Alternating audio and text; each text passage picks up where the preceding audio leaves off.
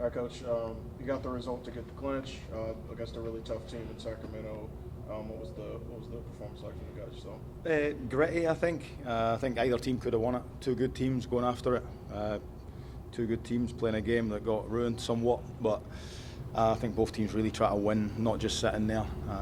And it looked like playoff football, really. And I think that's what it's going to look like between now and the end of the season. And if you come out of games unbeaten, you've got a really good chance to go and do something. So proud of the boys with the run that they're on at the moment, especially at home.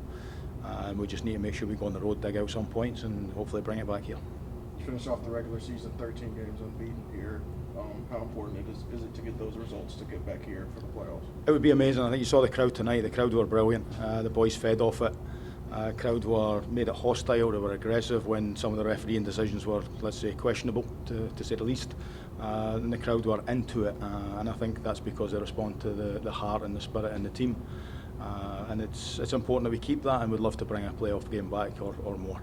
Second week in a row where some results didn't go your way, didn't feel were fair. Last week you said you told your team we can only control what we can control. Is that the same message this week? It has to be. I think it's saying at half time we're coming off and we're very disappointed with some of the decisions, but you can complain, and obviously we do, but when the same things are happening both ways and the other team don't get punished and yours does, it's disappointing. But not to take away two very good teams going after it, and it could have went either way. So I'd rather not really talk about the referees. I think sometimes they can come in, want to be the star of the show, and sometimes they are. But both teams deserve a lot of credit for the way and the spirit they played the game. You mentioned that tonight kind of felt and looked like a playoff game.